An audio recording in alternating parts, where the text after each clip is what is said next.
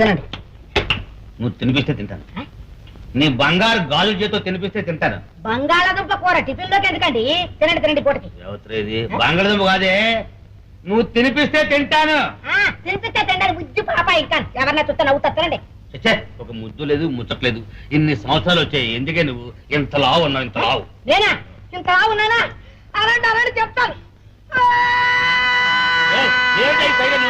ఎవరైనా వచ్చిపోతారే.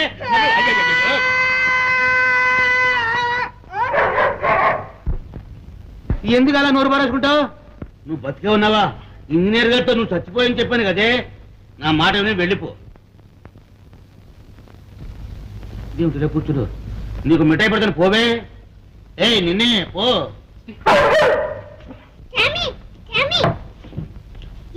ఎక్కడ